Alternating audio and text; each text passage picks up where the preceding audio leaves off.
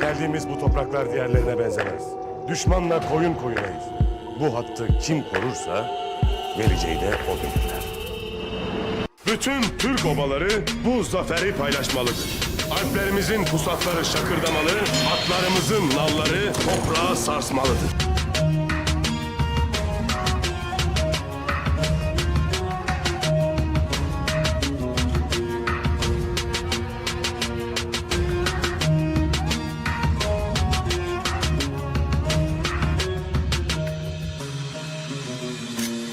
Bu dava Allah'ın davasıdır. Ezelde başlamış, ebede dek devam edecektir.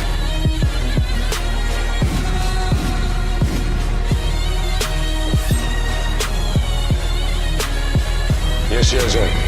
Düşmanlarıma cihanı dar edecek daha vaktim varmış. Babam Ögeday'ın Selçuklu devletiyle yapmış olduğu sulh anlaşmasının hiçbir değeri kalmamıştır. Ögeday Han öldüğü için oğullar yeniden Anadolu'ya saldıracaklar. Türk'ün damarı kabardı mı başlarına ne geleceğini hepsi öğrenecek. Anadolu'ya girdiğimiz vakit Türkleri Köseldağ'da sıkıştıracak.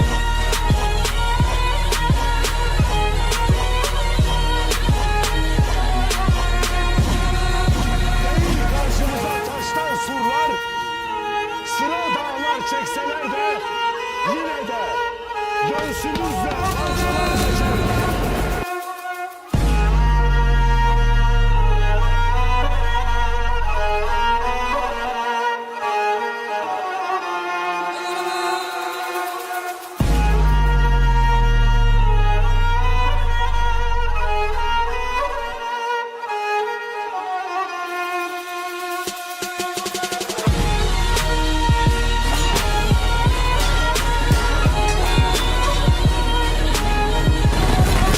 Ya devlet yaşar, ya kuzgunleşer.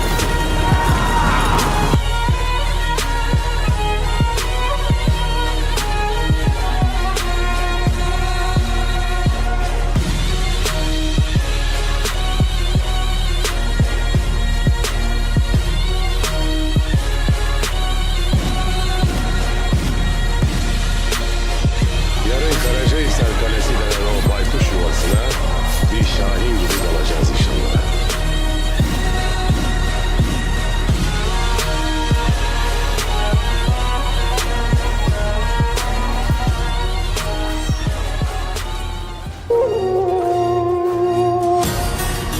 Her zulmün bir intikamı vardır. İtlerin hükmü varsa kurdun töresi vardır.